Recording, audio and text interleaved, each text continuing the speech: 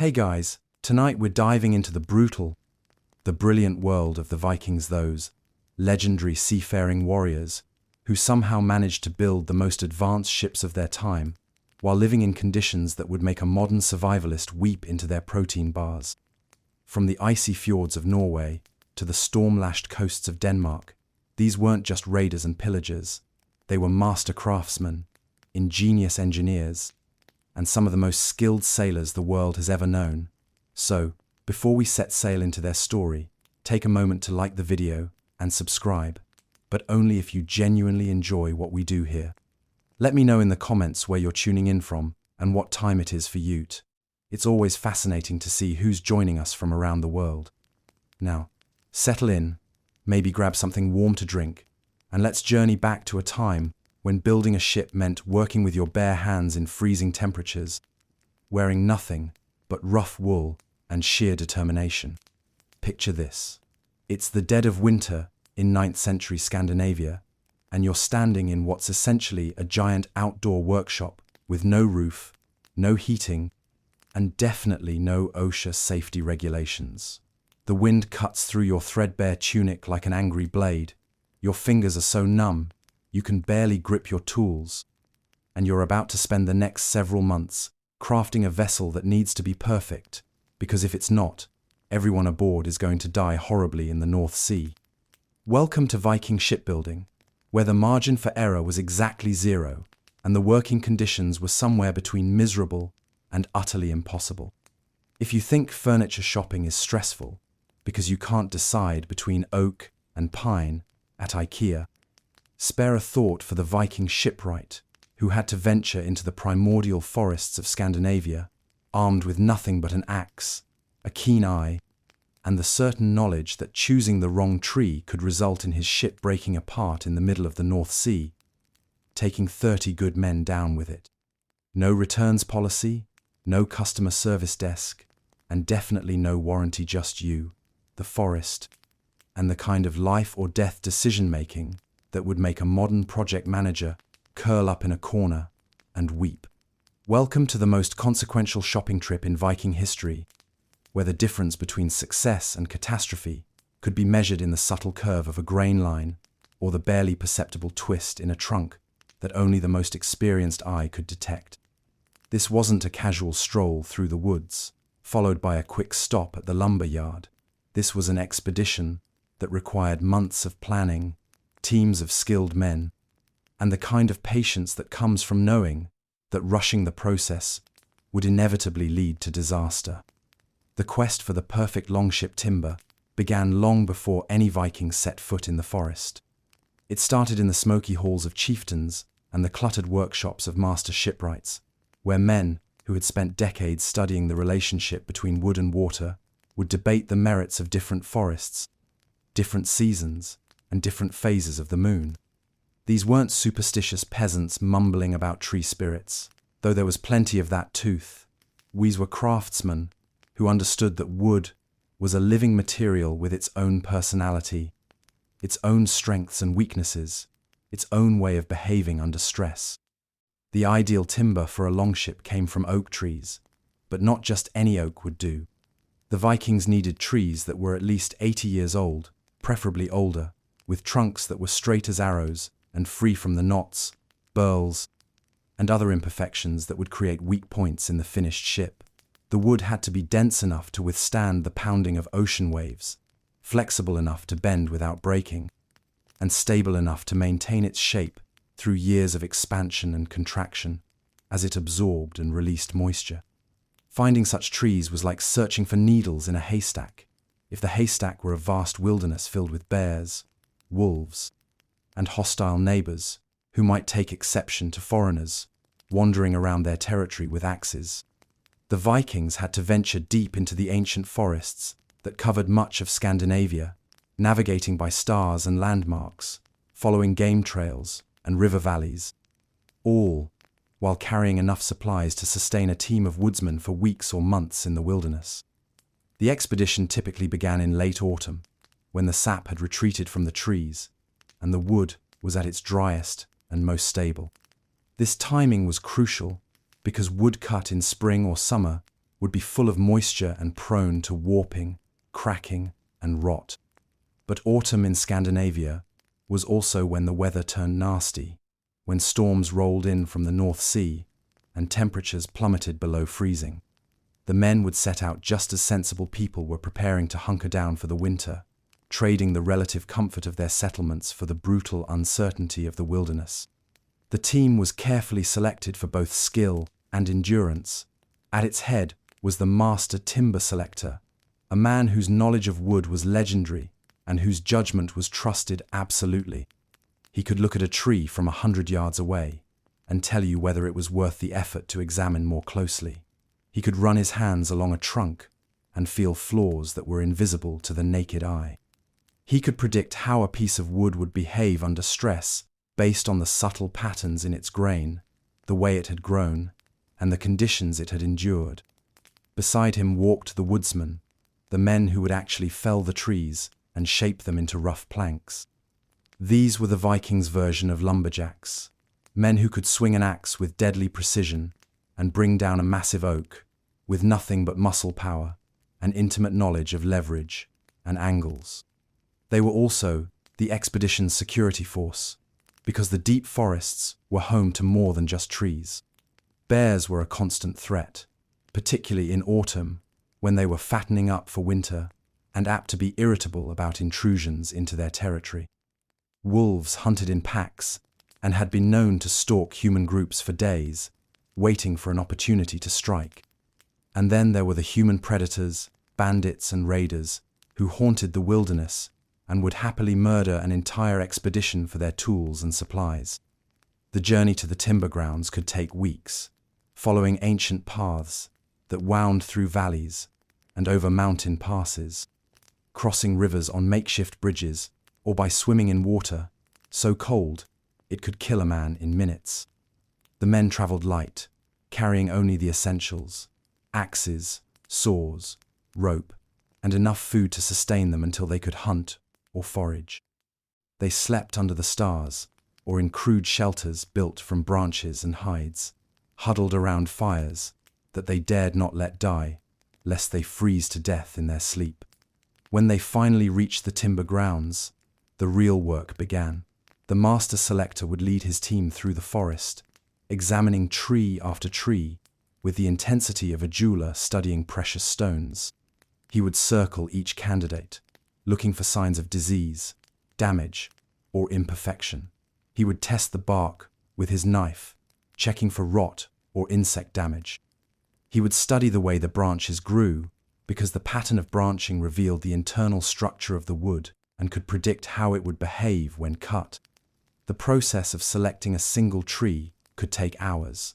The master would run his hands along the trunk, feeling for bumps, hollows, or other irregularities that might indicate problems beneath the bark. He would examine the base of the tree, looking for signs of root damage or disease.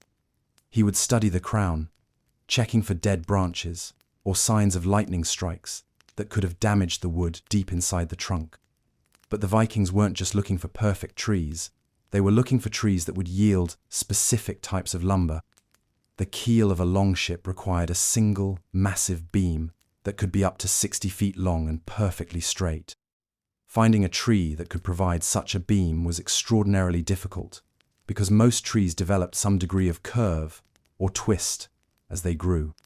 The planks that would form the ship's hull needed to be long, flexible, and free from knots, which meant they had to come from the outer wood of very large trees, where the grain was straight and regular. The ribs that would give the ship its shape required curved pieces of wood that followed the natural bend of the tree's branches or the swell of its trunk. These couldn't be cut from straight lumber. They had to be carved from pieces that already had the right curve built into them. Finding such pieces required an intimate knowledge of how trees grew and where the best curved sections could be found. Once a tree was selected, the master would mark it with his personal symbol, a practice that was both practical and mystical. The practical aspect was obvious: it identified which trees were to be cut and who had claimed them. But the mystical aspect was equally important to the Vikings, who believed that trees had spirits and that cutting them down without proper respect could bring bad luck or worse. The marking ceremony often involved offerings to the tree spirits, prayers to the gods, and rituals that had been passed down through generations of woodsmen. The actual felling of the tree was a masterpiece of skill and timing. Vikings didn't have chainsaws or even two-man crosscut saws. They had axes, and that was about it. Bringing down a massive oak with nothing but axes required perfect coordination between the woodsmen, who had to work in careful sequence to avoid being crushed by the falling giant.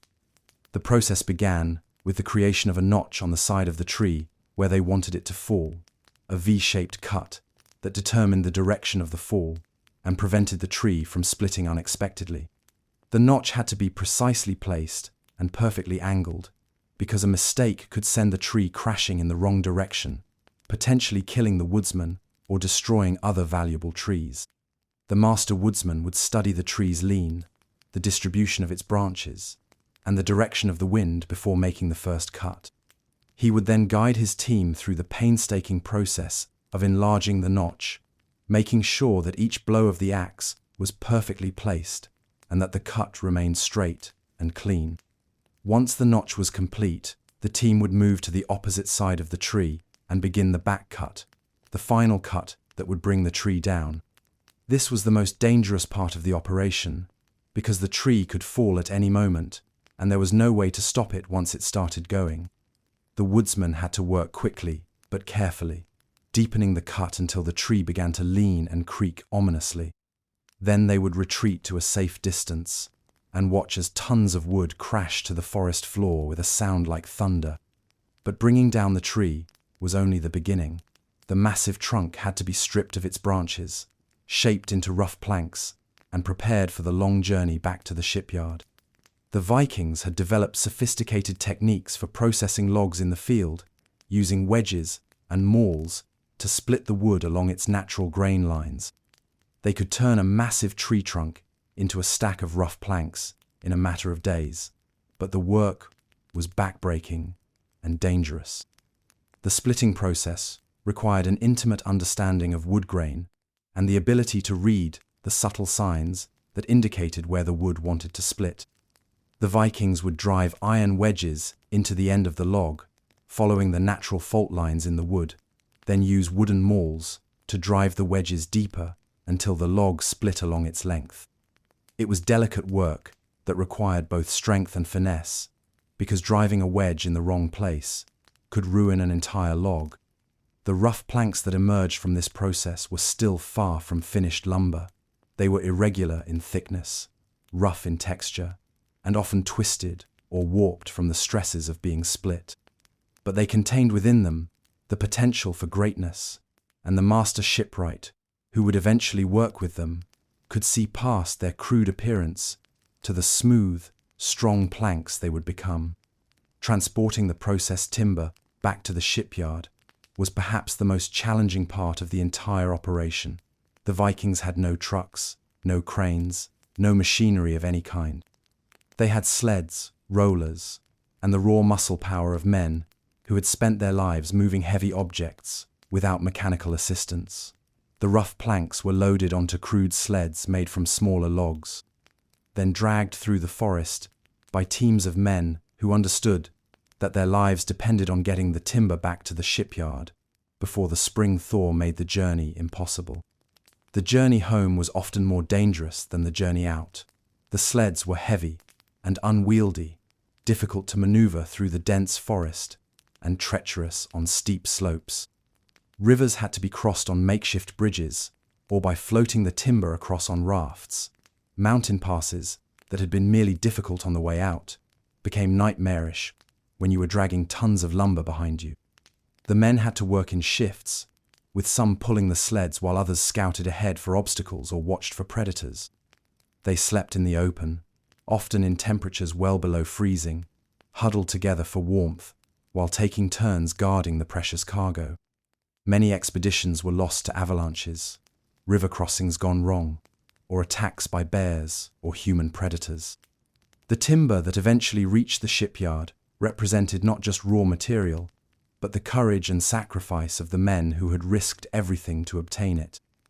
The superstitions surrounding timber selection were as complex as the technical knowledge required to do it well.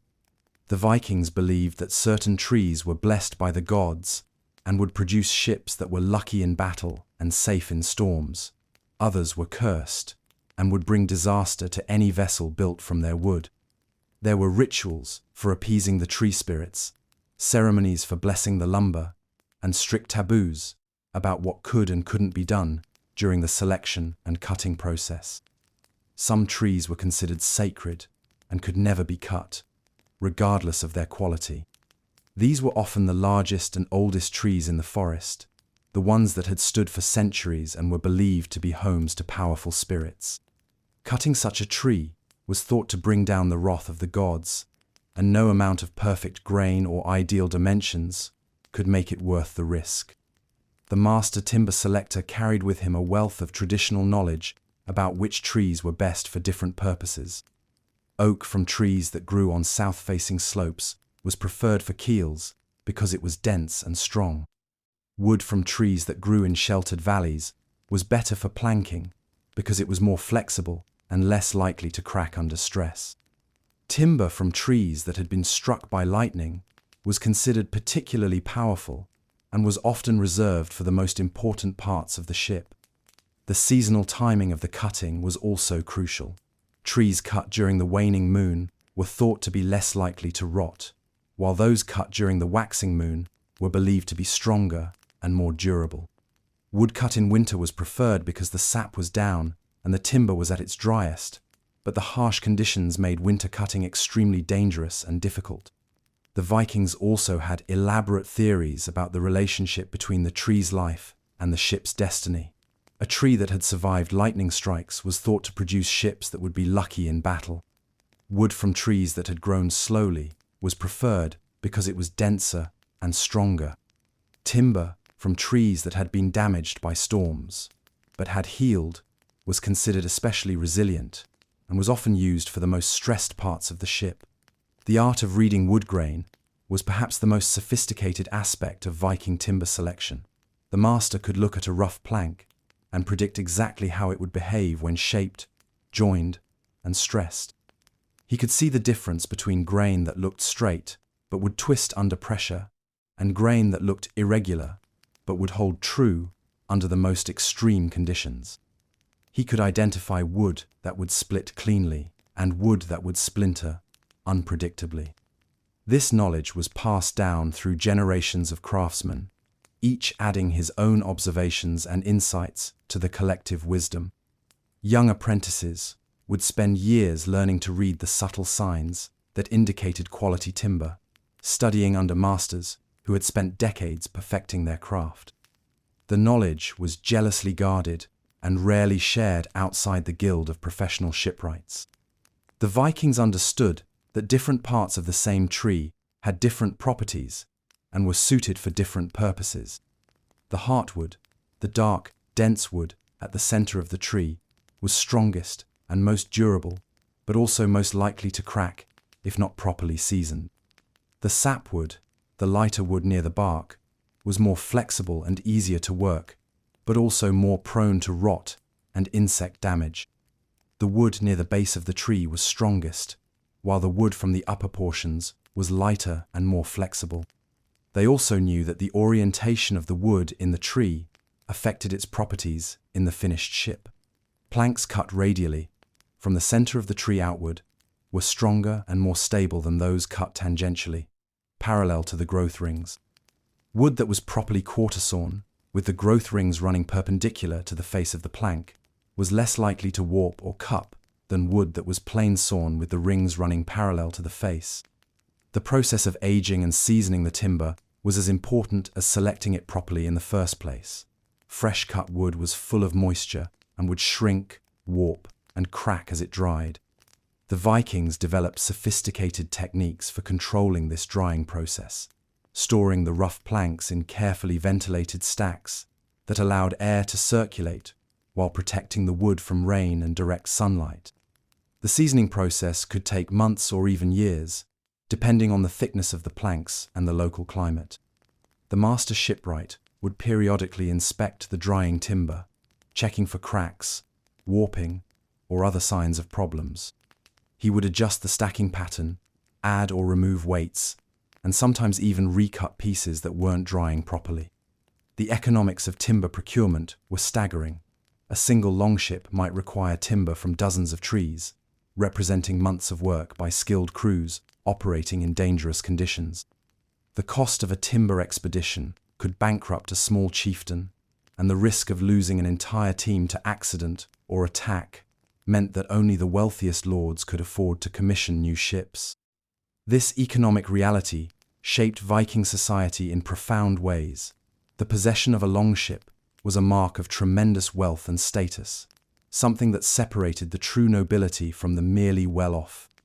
The construction of a new ship was a community event that required the resources of an entire settlement, and the finished vessel represented not just transportation, but the collective hopes and dreams of everyone who had contributed to its creation.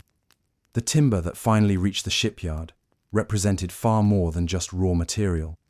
It was the product of months of dangerous work, the result of generations of accumulated knowledge, and the foundation upon which the entire Viking way of life was built. Each plank carried within it the story of the tree it came from, the men who had selected and cut it, and the ancient forests that had nurtured it to maturity.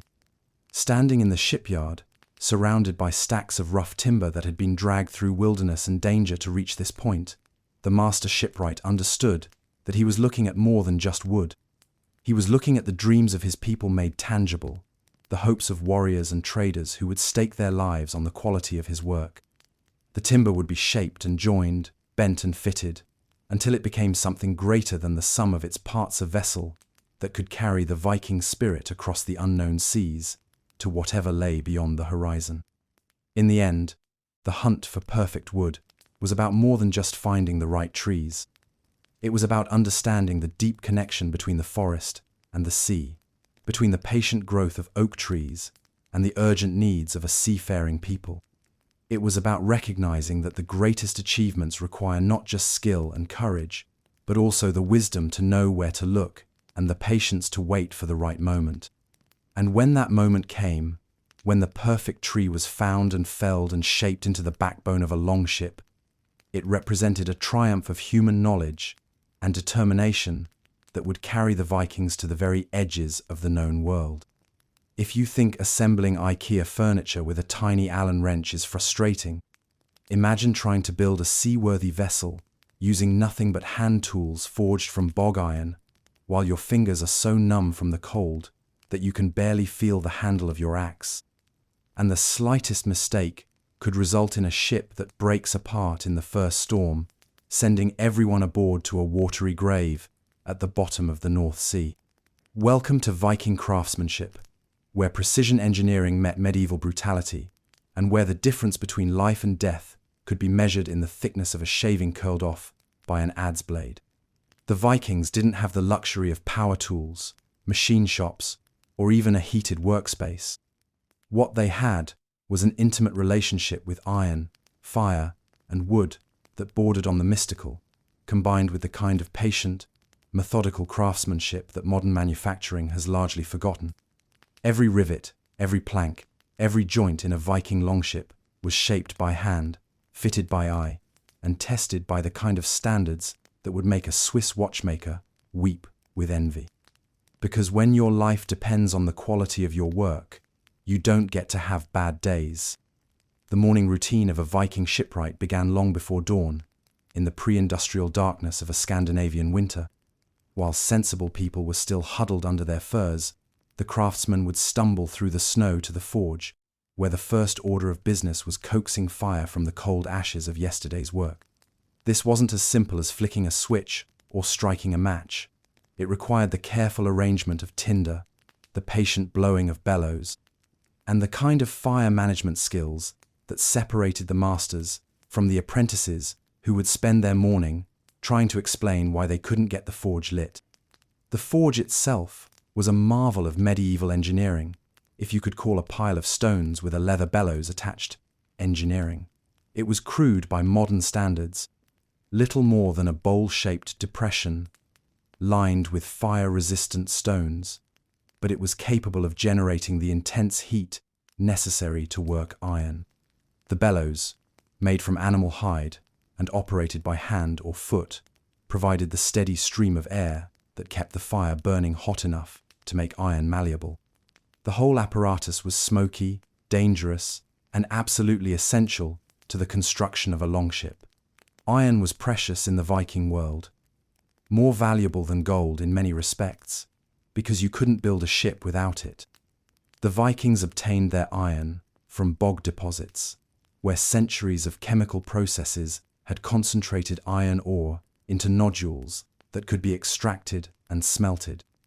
The process of turning bog iron into usable metal was labor-intensive and fuel-hungry, requiring vast amounts of charcoal and the kind of skilled labor that took years to develop.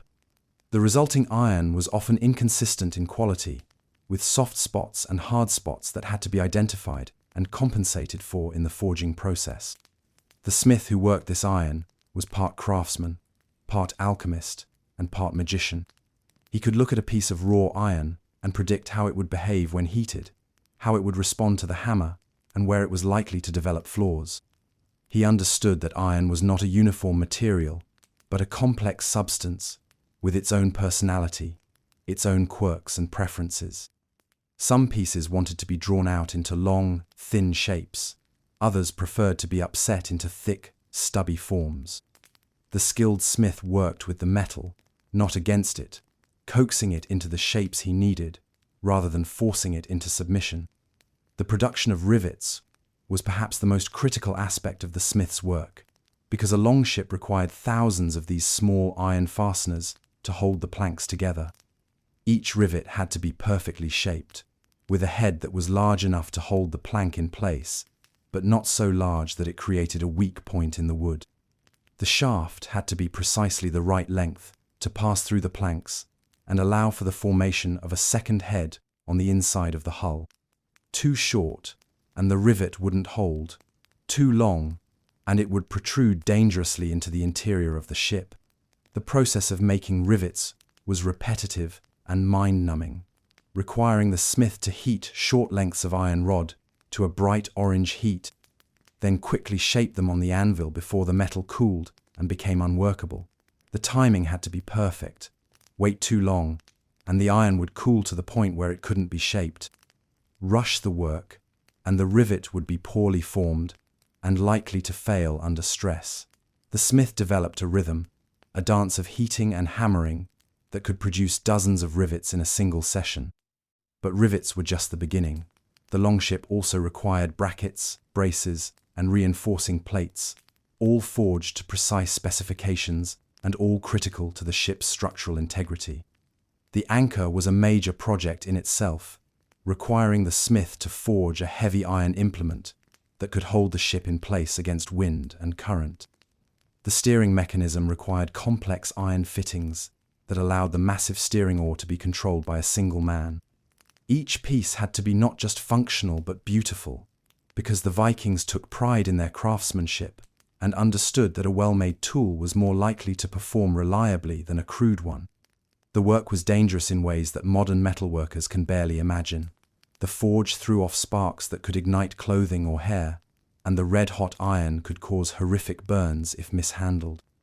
The smith worked in an atmosphere of smoke and fumes that would violate every modern safety regulation, breathing in the toxic products of combustion and metal oxidation. His hands were constantly at risk from flying sparks, hot metal, and the sharp edges of tools and workpieces. Many smiths bore the scars of their trade, missing fingers or bearing burn marks that served as permanent reminders of moments when concentration had lapsed. The cold made everything worse. Iron that was hot enough to work would cool rapidly in the frigid air, giving the smith only seconds to complete each operation before the metal became too hard to shape. The tools themselves became painfully cold to handle, and the smith had to develop techniques for keeping his hands warm enough to maintain the fine motor control necessary for precision work. Some smiths worked with leather gloves, but these were clumsy and dangerous around the forge. Others developed calluses so thick that they could handle moderately hot iron with their bare hands, a skill that impressed visitors but probably shortened their life expectancy considerably. While the smith labored over his forge, the woodworkers were performing their own form of precision engineering with tools that would look primitive to modern eyes, but were marvels of effectiveness in skilled hands. The adze, the shipwright's primary tool, was essentially a curved axe designed to remove precise shavings from the surface of wood. In the hands of a master craftsman, an adze could smooth a plank to within a hair's breadth of perfect flatness, shape complex curves with mathematical precision, and create joints that fit together so tightly that they seemed to have grown that way. The skill required to use an adze effectively was extraordinary. The craftsman had to control not just the force of the blow, but also the angle of the blade, the depth of the cut, and the direction of the stroke. A skilled adze user could remove shavings so thin that they were almost transparent, gradually sculpting the wood into the desired shape through hundreds of carefully controlled cuts. The work required perfect hand-eye coordination, an intimate understanding of wood grain, and the kind of patience that comes from knowing that a single careless stroke could ruin hours of work. The axes used for rough shaping were no less sophisticated. The Viking shipwright's arsenal included broad axes for removing large amounts of wood quickly, side axes for detail work, and specialized axes for specific tasks like cutting mortises or shaping scarfs. Each axe was carefully balanced and shaped for its intended purpose, with the weight distribution and edge geometry optimized for specific cutting tasks. The handles were shaped to fit the craftsman's hand perfectly, worn smooth by years of use, and adjusted for the exact grip that would provide maximum control and power. The process of shaping a plank from rough timber was a masterpiece of controlled violence. The craftsman would begin with a piece of oak that had been split from a log, leaving it with rough surfaces and irregular dimensions. Using his broad axe, he would remove the worst of the irregularities, gradually bringing the plank closer to its final dimensions. The work was physically demanding, requiring the craftsman to swing the heavy axe hundreds of times, while maintaining perfect control over the depth and angle of each cut. As the plank approached its final shape, the craftsman would switch to finer tools, using his adze to smooth the surfaces and his side axe to refine the edges. The work became increasingly delicate as the plank neared its final dimensions, because there was no room for error. A plank that was too thin would be weak and likely to break under stress. One that was too thick would be unnecessarily heavy and difficult to bend into the required curves. The craftsman had to achieve the perfect balance between strength and flexibility, weight and durability. The most challenging aspect of Viking woodworking was creating the complex curves required for the ship's hull. Unlike modern shipbuilding, where curves are often created using steam or mechanical bending, the Vikings had to carve their curves from solid wood. This required an intimate understanding of wood grain and the ability to visualize the final shape while working with rough, unfinished timber. The craftsman had to be part sculptor, part engineer, and part prophet, able to see the finished plank hidden within the rough timber and guide it into existence through countless precise cuts. The clinker-built construction technique that made Viking longships possible was a marvel of engineering that wouldn't be fully understood by modern naval architects until centuries later. Instead of building the ship around a rigid internal frame, the Vikings created a flexible shell by overlapping the planks and fastening them together with thousands of rivets. This technique created a hull that was both strong and flexible, able to absorb the stresses of ocean waves without breaking apart. The overlapping planks created a distinctive appearance that became the hallmark of Viking ships, but the technique was far more than just aesthetic. By overlapping the planks, the Vikings created a structure where each plank supported and strengthened its neighbors, distributing stress throughout the entire hull. The flexibility of the construction allowed the ship to bend and twist with the waves, rather than fighting against them, reducing the likelihood of structural failure in rough seas. The riveting process that held the planks together was a masterpiece of medieval engineering. Each rivet had to be driven through pre-drilled holes in the overlapping planks, then clinched on the inside with a small iron plate called a rove. The process required perfect coordination between the riveter on the outside of the hull and his assistant on the inside, who had to position the rove and hold it in place while the rivet was driven home and the excess metal was hammered into a second head. The holes for the rivets had to be precisely positioned and perfectly aligned, because even a slight misalignment could weaken the joint or create a leak. The Viking shipwrights developed sophisticated techniques for marking and drilling these holes, using wooden templates and metal punches to ensure accuracy. The drilling itself was done with augers, spiral-shaped tools that were twisted by hand to bore through the wood. The work was slow and required considerable skill, because a poorly drilled hole could split the plank or create a weak point in the hull. The spacing of the rivets was critical to the ship's structural integrity. Too few rivets, and the planks would separate under stress. Too many, and the hull would be unnecessarily heavy, and the wood would be weakened by excessive perforation.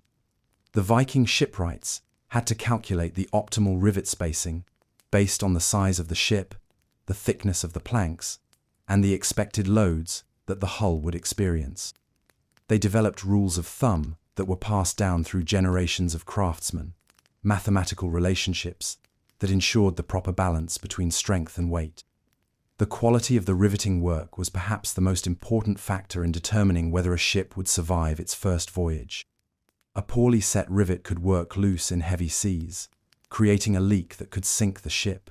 A rivet that was driven too hard could split the plank or create a stress concentration that would lead to failure. The skilled riveter had to judge the exact amount of force needed to set each rivet properly, taking into account the hardness of the wood, the malleability of the iron, and the thickness of the planks. The caulking that sealed the joints between planks was another critical aspect of Viking craftsmanship. The Vikings used a variety of materials to make their ships watertight, including twisted animal hair, tarred rope, and even moss. The caulking had to be carefully applied to ensure that it would remain flexible and watertight, even as the ship's hull expanded and contracted with changes in temperature and humidity. The process required the craftsman to work the caulking material deep into the joint between planks, using special tools to compress it and ensure a tight seal. The tools used for caulking were as specialized as those used for any other aspect of shipbuilding. Caulking irons were wedge-shaped tools used to drive the caulking material into the seams, while mallets provided the force needed to compress the material tightly. The craftsman had to develop a feel for the right amount of pressure, because too little would leave the joint unsealed, while too much could damage the wood or compress the caulking so much that it would not remain flexible. The final stages of construction required the installation of the ship's internal structure, including the ribs that gave the hull its shape and the crossbeams that provided lateral strength. These components had to be carefully fitted to the curved hull, requiring complex measurements and precise cutting. The Viking shipwrights had developed techniques for creating these curved components, using steam bending and careful selection of naturally curved timber to create pieces that fit perfectly into the ship's structure. The measurement techniques used by Viking craftsmen were surprisingly sophisticated, despite the lack of modern measuring instruments. They used a variety of methods to ensure accuracy, including string lines, wooden templates, and proportional systems based on the human body. The master shipwright would establish a set of reference points and dimensions early in the construction process, then use these as the basis for all subsequent measurements. The system was flexible enough to accommodate the variations inherent in working with natural materials, while still maintaining the precision necessary for a seaworthy vessel. The quality control processes used by Viking shipwrights were as rigorous as those used in modern manufacturing, if not more so. Every joint was inspected, every rivet was tested, and every plank was checked for defects. The master shipwright would walk the length of the ship multiple times each day, looking for problems that might compromise the vessel's seaworthiness. He would test joints by pulling on them, check rivets by tapping them with a hammer, and examine the hull for signs of movement or stress. The apprenticeship system that trained new craftsmen was a crucial part of the Viking shipbuilding tradition. Young men would spend years learning the trade, starting with simple tasks like organizing tools and preparing materials, then gradually working their way up to more complex operations. The training was hands-on and practical, with apprentices learning by doing rather than by studying theoretical principles. The master craftsmen were demanding teachers because they understood that their reputations depended on the quality of their students' work. The social structure of the shipbuilding project reflected the hierarchy of skills and experience. The master shipwright held absolute authority over technical matters, but he was supported by a team of skilled craftsmen who specialized in different aspects of the work. The smith who forged the iron fittings was as important as the woodworker who shaped the planks, and both were essential to the success of the project. The laborers who provided muscle power were at the bottom of the hierarchy, but even they were skilled in their own way, understanding the techniques needed to move heavy timbers and position them accurately. The working conditions in the Viking shipyard were harsh by any standard, but they were made bearable by the camaraderie that developed among the craftsmen. The men who worked together on a longship formed bonds that lasted a lifetime, united by the shared experience of creating something extraordinary under the most difficult conditions. They developed their own culture, their own traditions, and their own ways of coping with the physical and mental demands of the work. The economics of Viking craftsmanship were driven by the understanding that quality was literally a matter of life and death. A ship that was well built would carry its crew safely across the North Sea and bring them home with honor and treasure. A ship that was poorly constructed would break apart in the first storm, taking its crew to the bottom of the ocean. This stark reality meant that there was no market for cheap, inferior workmanship. Every component had to be built to the highest possible standard. The pride that Viking craftsmen took in their work was evident in every aspect of the finished ship. The planks were smooth and fair, the joints were tight and precise, and the iron fittings were forged with care and attention to detail. The ship was not just a tool for transportation, it was a work of art, a testament to the skill and dedication of the men who had built it. The craftsmen understood that their work would be judged not just by its functionality, but by its beauty, and they took pride in creating vessels that were as pleasing to the eye as they were efficient at sea. The legacy of Viking craftsmanship extended far beyond the ships themselves. The techniques and traditions developed by these medieval craftsmen influenced shipbuilding for centuries to come, and their understanding of materials and construction methods was passed down through generations of skilled workers. The precision and attention to detail that characterized Viking craftsmanship became a model for other trades, setting a standard of excellence that is still admired today. Standing in the cold wind of a Scandinavian winter, surrounded by the tools and materials of their trade, the Viking craftsmen understood that they were creating more than just a means of transportation. They were crafting dreams of adventure and conquest, building the vessels that would carry their culture across the seas to distant lands. Every rivet they drove, every plank they shaped, every joint they fitted was a small piece of a larger vision, a contribution to the great project of expanding the Viking world beyond the horizon. The brutal art of Viking craftsmanship was ultimately about more than just technical skill or physical endurance. It was about the transformation of raw materials into something greater than the sum of their parts, the creation of beauty and function through the application of knowledge, patience, and unwavering dedication to excellence. In a world where failure meant death and success meant glory, the Viking craftsmen rose to the challenge, creating vessels that would carry their legacy across the centuries and inspire wonder in all who saw them. Their frozen fingers, their aching backs, and their smoke-stung eyes were the price they paid for immortality, the cost of creating something that would outlive them all. If you think your morning commute is stressful, because the subway might be delayed. Imagine standing on a beach in medieval Norway, watching 30 tons of hand-built oak and iron being pushed into the frigid North Sea for the very first time, knowing that if any one of the thousands of rivets you've spent months hammering fails, or if the master shipwright miscalculated the hull's curves by even a finger's width, you and 29 other men are about to discover what it feels like to drown in water so cold it kills you before you can swim 10 strokes toward shore. Welcome to the most terrifying product launch in human history, where there were no safety inspectors, no Coast Guard, and definitely no warranty, just you, the sea, and the kind of faith in craftsmanship that would make a modern quality control manager break out in hives. The launch of a new longship was simultaneously the most anticipated and most dreaded event in a Viking community. Months of backbreaking labor, enormous expense, and the reputation of every craftsman involved all came down to this single moment when the vessel would either float gracefully into its natural element or demonstrate in the most public way possible that something had gone catastrophically wrong. The entire settlement would gather to watch, because this wasn't just the testing of a ship, it was the validation of their collective skill, their investment in the future, and their ability to build something that could carry their warriors and traders safely across the whale road to distant lands. The preparation for launch began days in advance, with the ship sitting in its construction cradle like a wooden whale, waiting to return to the sea.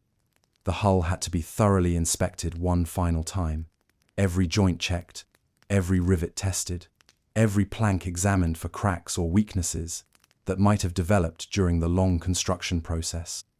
The master shipwright would walk the length of the vessel, running his hands along the clinker-built planks, feeling for any sign that the wood was under stress or that the fastenings were loose. This was his moment of truth, when years of experience and reputation would be tested against the unforgiving reality of the sea. The Vikings had developed elaborate rituals surrounding the launch, part practical necessity and part spiritual insurance policy. The ship would be blessed by the local priest or shaman, sprinkled with sacred water, and sometimes even anointed with the blood of sacrificed animals. These weren't empty superstitions, they were the desperate attempts of people who understood that they were about to trust their lives to a wooden box held together with iron nails, and that all the skill and craftsmanship in the world couldn't guarantee survival if the gods decided to be vindictive. The actual launch was a masterpiece of coordinated effort and controlled chaos.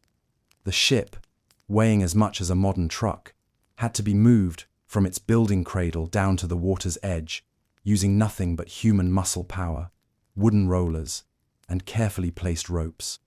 The entire community would participate, from the strongest men who provided the main lifting power to the children who carried tools and supplies.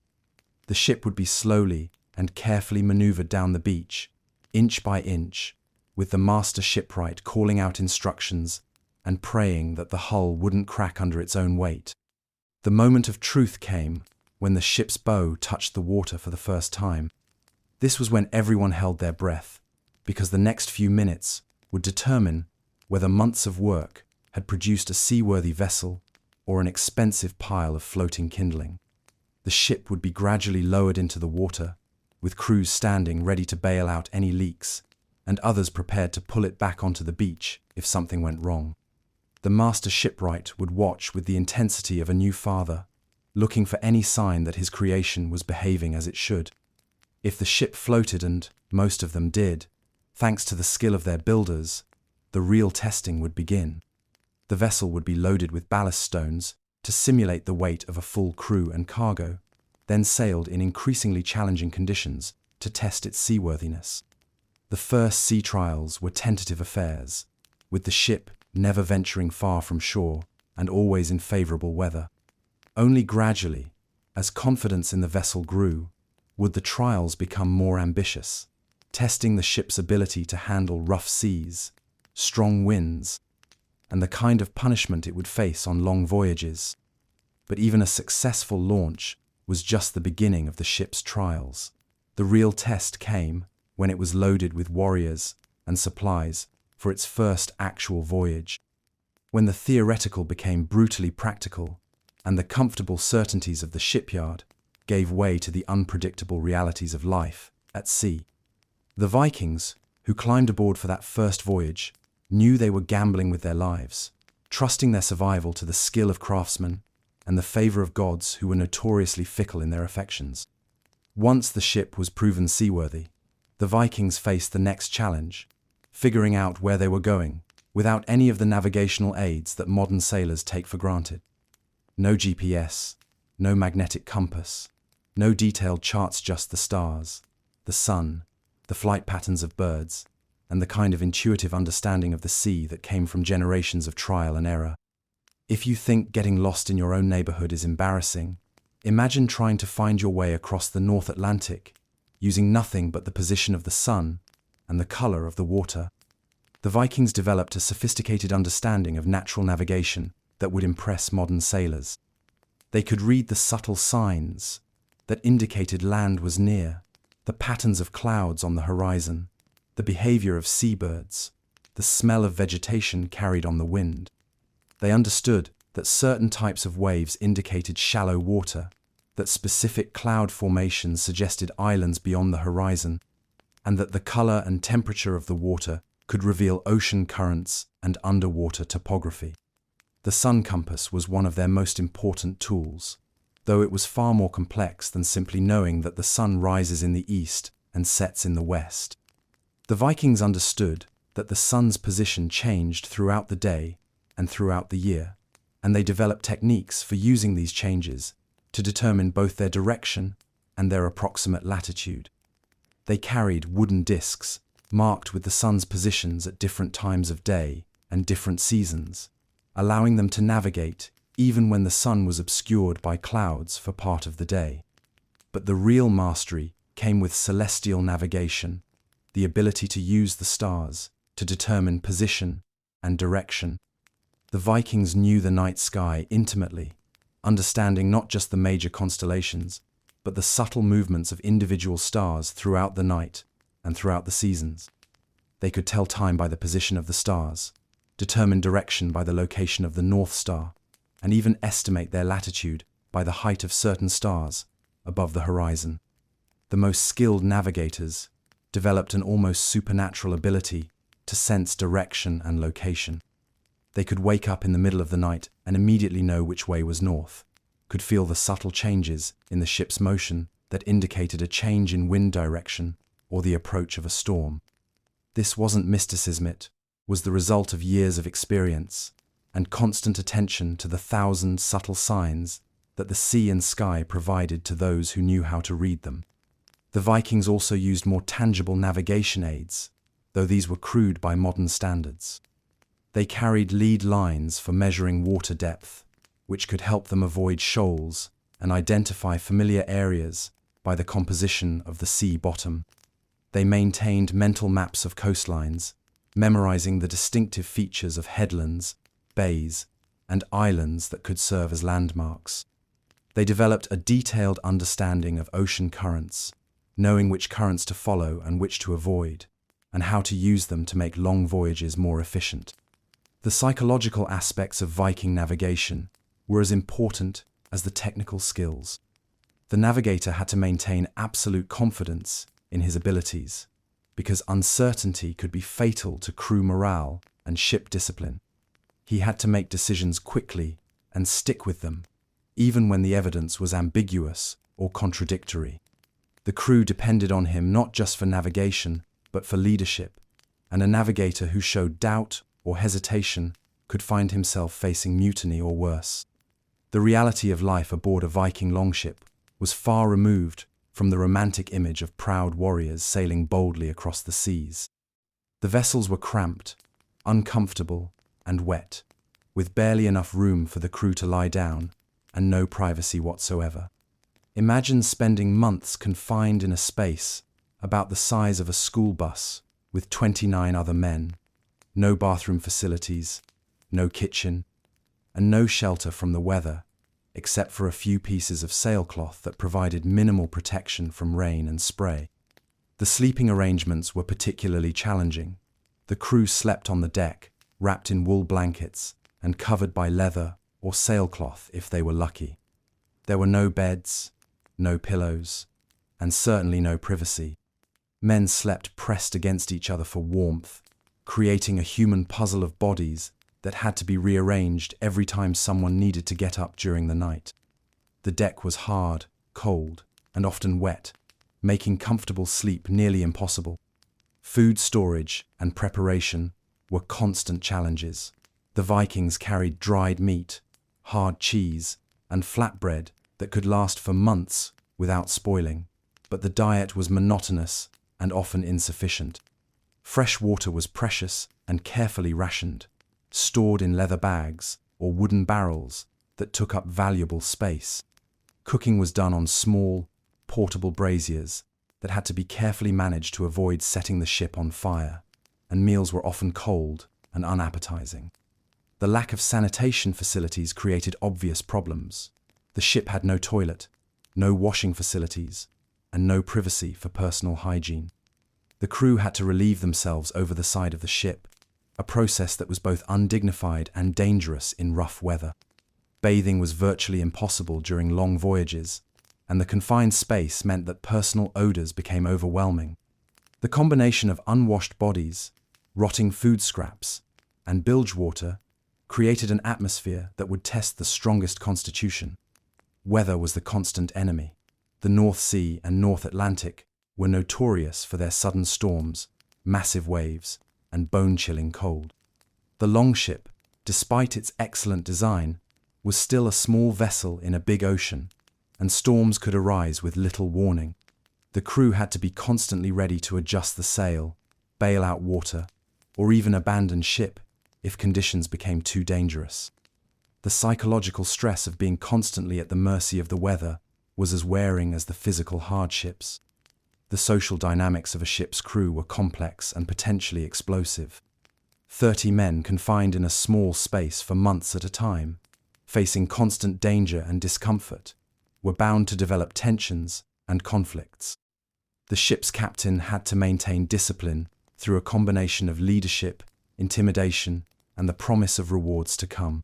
Fighting among crew members was strictly forbidden, not just because it was disruptive, but because the survival of everyone aboard depended on cooperation and mutual support. The Vikings developed elaborate systems for managing these social tensions. They had strict hierarchies that determined who slept where, who ate first, and who had authority in different situations. They used storytelling, singing, and games to maintain morale during long voyages. They established codes of conduct that governed everything from sharing food to settling disputes. These weren't just social niceties, they were survival mechanisms that helped keep the crew functioning as a unit under the most stressful conditions. The reality of Viking raids, when they finally reached their destinations, was far more complex and brutal than the romanticized version that has come down to us through legend and popular culture. The Vikings weren't just bloodthirsty berserkers who lived for battle and glory. They were practical men who understood that successful raiding required careful planning, precise execution, and the ability to withdraw quickly when the situation turned against them. The typical Viking raid began with reconnaissance, as the raiders would observe their target from a distance to assess its defenses, determine the best approach, and plan their escape route. They weren't interested in glorious battles against well-armed opponents. They preferred to strike quickly against soft targets, monasteries, villages, and merchant ships that couldn't offer effective resistance. The goal was to gather as much portable wealth as possible and get away before organized opposition could arrive. The actual attack was often over in minutes. The Vikings would beach their ships as close to the target as possible, rush ashore with weapons ready, and overwhelm the defenders through speed and surprise. They were skilled fighters, but they were also pragmatists who understood that prolonged combat increased the risk of casualties and reduced the chances of escape. They would grab whatever valuables they could carry, take prisoners who could be sold as slaves, and retreat to their ships before enemy reinforcements could arrive. The aftermath of a successful raid was often as challenging as the attack itself. The raiders had to manage prisoners, divide the loot, and get back to their ships, while potentially being pursued by angry defenders. The voyage home was complicated by the need to guard prisoners, protect valuable cargo, and maintain crew discipline among men who were excited by their success, but still faced the dangers of the sea. The psychological toll of raiding was significant, though the Vikings rarely spoke of it openly. Taking part in violent attacks on defenseless people, witnessing the destruction of communities, and dealing with the constant threat of death or injury left scars that didn't heal easily.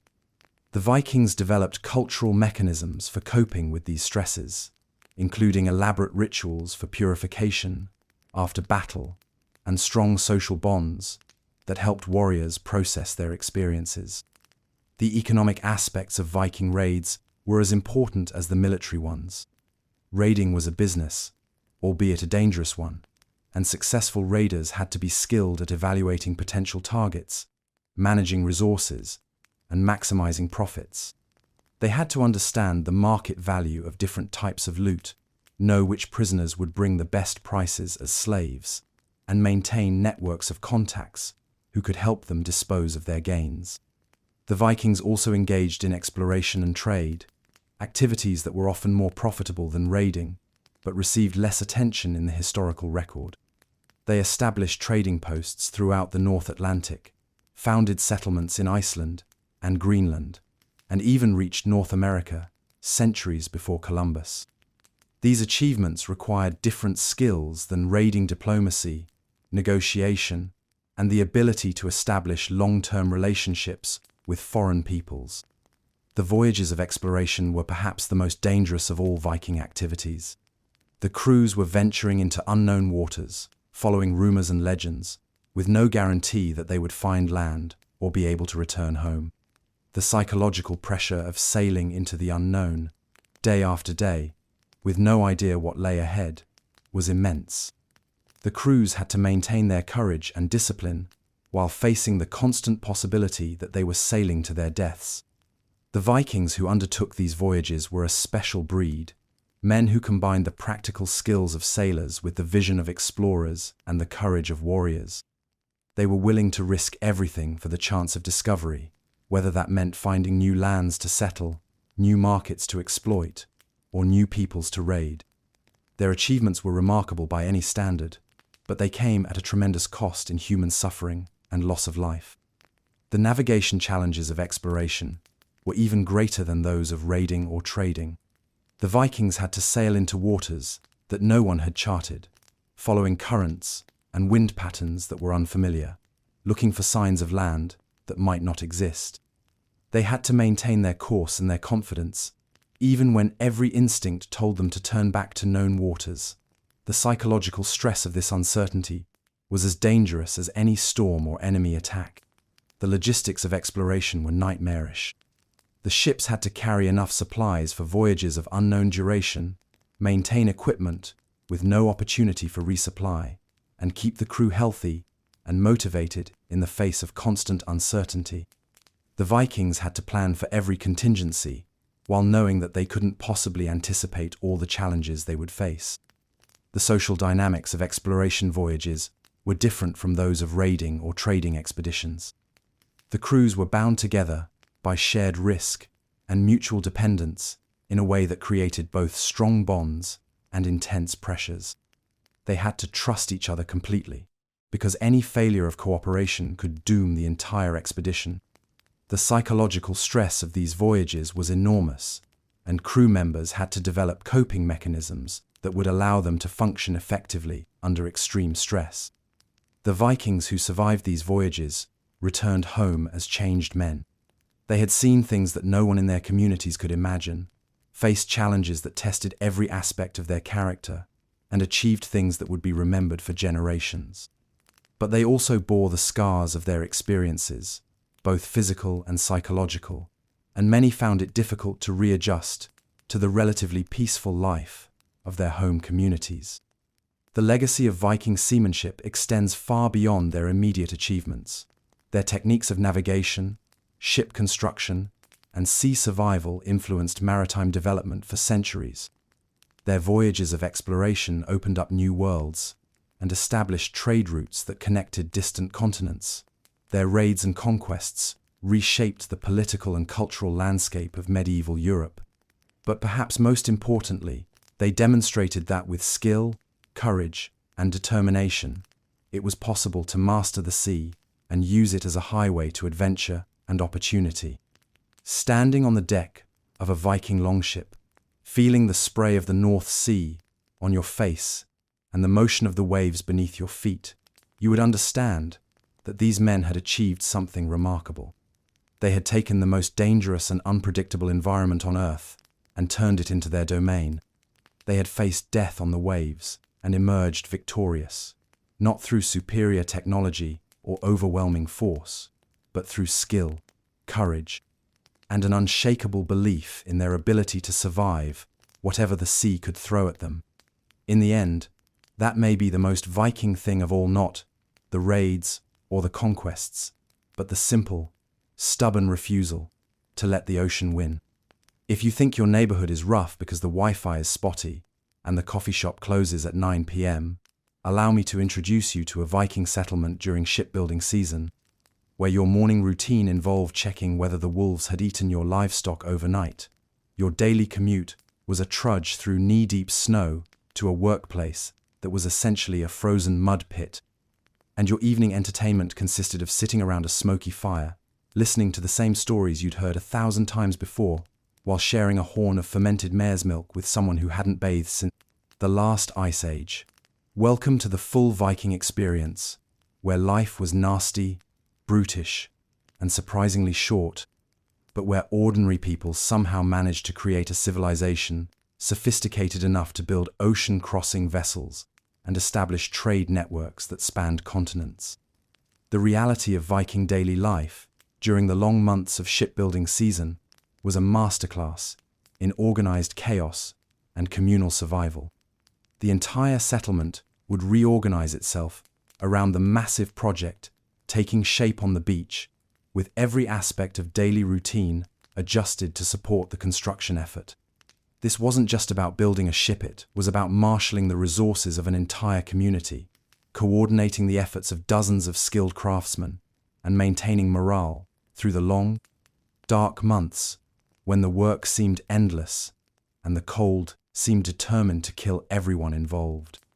The day began before dawn, not because the Vikings were particularly enthusiastic about early rising, but because daylight was a precious commodity that couldn't be wasted.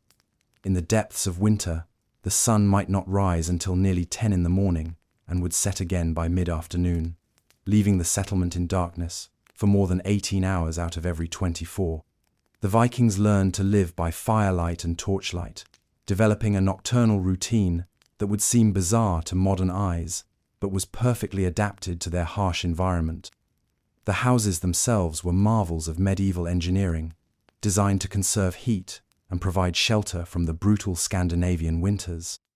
The typical Viking longhouse was a rectangular building constructed from timber, turf, and stone, with walls thick enough to stop a charging ox and a roof designed to support the weight of several feet of snow. The interior was divided into sections, with the central hall serving as a combination living room, dining room, and workshop, flanked by smaller rooms for sleeping and storage.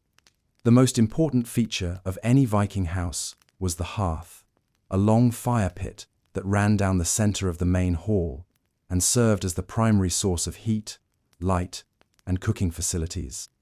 The fire was never allowed to die completely, because rekindling it in the middle of a winter night was both difficult and dangerous.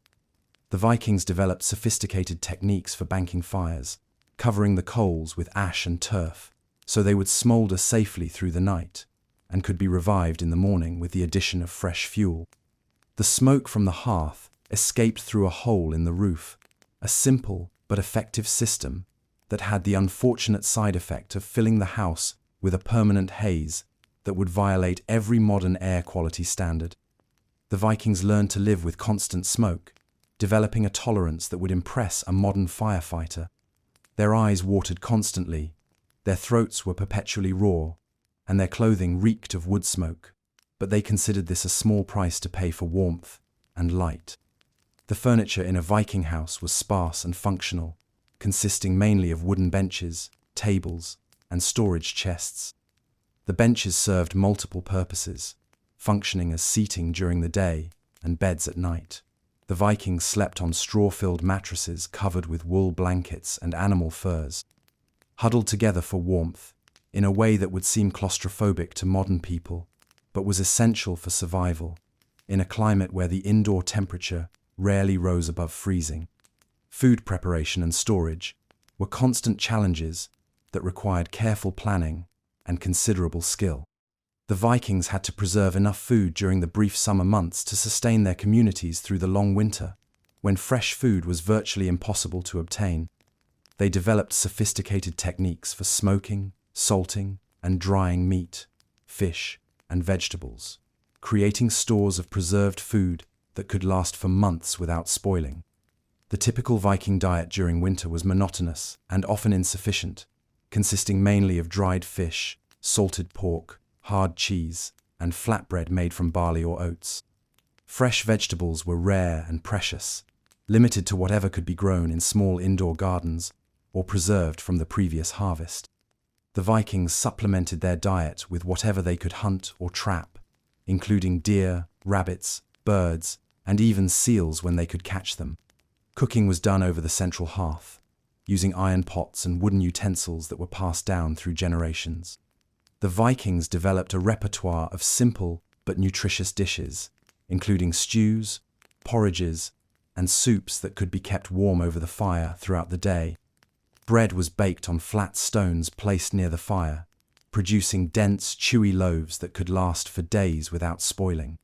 The Vikings were skilled brewers, producing a variety of alcoholic beverages that served both nutritional and social purposes. Mead, made from fermented honey, was the drink of choice for special occasions, while ale brewed from barley was the everyday beverage. These drinks were not just recreational, they provided calories, vitamins, and minerals that were essential for survival in the harsh northern climate. They also served as social lubricants, helping to maintain community bonds during the long, dark months, when cabin fever was a constant threat. Water was often unsafe to drink, contaminated by animal waste and human sewage, so alcoholic beverages were actually healthier alternatives. The Vikings understood this intuitively, developing a culture where drinking was not just accepted, but encouraged as a matter of survival. The communal drinking horn was passed around the fire each evening, creating a ritual that reinforced social bonds and helped people cope with the stress of daily life. The clothing worn by Vikings was designed for practicality rather than fashion, with every garment serving a specific purpose in the constant battle against cold and wet. The basic outfit consisted of a linen undershirt, a wool tunic, wool trousers or a long dress for women, and a heavy cloak made from wool or fur. The Vikings were skilled weavers and seamstresses, producing textiles that were both durable and surprisingly sophisticated. The wool used for Viking clothing came from their own sheep, which were hardy breeds adapted to the harsh northern climate. The sheep were sheared once a year, providing wool that was spun into yarn using simple spindles and woven into cloth on upright looms. The Vikings developed techniques for dyeing their wool using natural materials, creating garments in a variety of colors that helped distinguish between different social classes and regions. The process of making clothing was labor-intensive and time-consuming, requiring skilled hands and considerable patience. The women of the settlement would spend much of their time during the winter months, spinning wool, weaving cloth, and sewing garments for their families. This was not just busy work, it was essential for survival, because inadequate clothing could literally mean the difference between life and death in the brutal northern climate. The Vikings also worked with leather, creating boots, belts, and other accessories from the hides of cattle, sheep, and wild animals. The leather was tanned using natural materials, including bark, urine, and animal brains, in a process that was both smelly and time-consuming, but produced durable, waterproof material that could withstand years of hard use. The Vikings became skilled leatherworkers, creating items that were both functional and decorative. The social structure of Viking society was complex and hierarchical, with clear distinctions between different classes and roles. At the top were the jarls, wealthy landowners who could afford to commission longships and outfit raiding expeditions. Below them were the carls, free farmers and craftsmen who formed the backbone of Viking society. At the bottom were the thralls, slaves who performed the most menial and dangerous tasks. During shipbuilding season, these social distinctions became both more pronounced and more fluid. The wealthy jarls who commissioned the ships held ultimate authority over the project, but they depended on the skilled craftsmen who actually built the vessels. The master shipwright, regardless of his social origins, wielded considerable influence during the construction process because his knowledge and expertise were essential to the project's success. The long months of working together on the ship created bonds that transcended normal social boundaries. Men who might never have spoken to each other under normal circumstances found themselves sharing tools, meals, and sleeping quarters. The wealthy merchant's son worked alongside the farmer's apprentice, united by the common goal of creating a vessel that would carry them all to glory or disaster. These bonds were reinforced by the shared hardships of the construction process. When everyone was cold, hungry, and exhausted, social distinctions seemed less important than mutual support and cooperation. The Vikings developed a culture of collective responsibility, where the success of the project depended on everyone doing their part, regardless of their social status or personal circumstances. The evening gatherings around the communal fire were particularly important for maintaining morale and social cohesion. After a day of back-breaking labor in the cold, the workers would gather in the Longhouse to share food, drink, and stories. These sessions served multiple purposes. They provided physical warmth and nourishment, but they also reinforced social bonds and helped maintain the group's sense of purpose and identity. The Vikings were skilled storytellers, with a rich tradition of oral literature that included myths, legends, and heroic sagas. These stories served as both entertainment and education, passing down cultural values and practical knowledge from one generation to the next.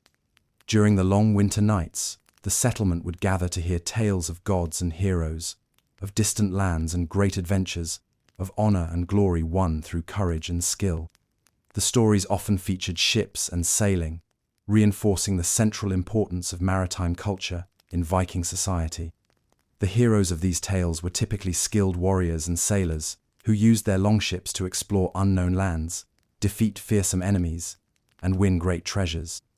These stories helped maintain enthusiasm for the shipbuilding project by connecting the mundane work of construction to the larger mythology of Viking achievement. Music was another important element of Viking culture, with skilled musicians using simple instruments to create complex and emotionally powerful performances. The Vikings played harps, flutes, and drums, creating music that could inspire courage, express grief, or simply provide entertainment during the long dark months. The construction sites often echoed with work songs that helped coordinate group efforts and maintain morale during particularly difficult tasks. The Vikings were also skilled craftsmen in other areas besides shipbuilding, producing a wide variety of goods that were both functional and beautiful. They worked with wood, metal, bone, and stone, creating tools, weapons, jewelry, and decorative objects that demonstrated remarkable skill and artistic sensibility. The long winter months provided time for these crafts, with skilled artisans working by firelight to create items that would be traded or given as gifts. The religious and spiritual life of the Vikings was deeply intertwined with their maritime culture. They worshipped gods who were associated with the sea, including Njord, the god of the sea, and wind, and Aegir, the personification of the ocean itself. Their mythology was filled with stories of sea voyages, magical ships, and heroic adventures on the water. The ship itself was considered a sacred object, worthy of elaborate rituals and careful treatment. The Vikings believed that the dead sailed to the afterlife in ships, and they often buried their most important leaders in actual vessels, surrounded by grave goods. This practice reflected their belief that the ship was not just a means of transportation, but a spiritual vehicle that could carry the soul to its final destination. The construction of a new ship was therefore not just a practical undertaking, but a religious act that connected the builders to the divine realm. The seasonal rhythms of Viking life were dictated by the demands of agriculture, shipbuilding, and seafaring. The brief summer months were devoted to farming, trading, and raiding, while the long winter months were spent on construction, crafts, and storytelling. The Vikings developed a culture that was perfectly adapted to these rhythms, with different activities and social patterns for each season.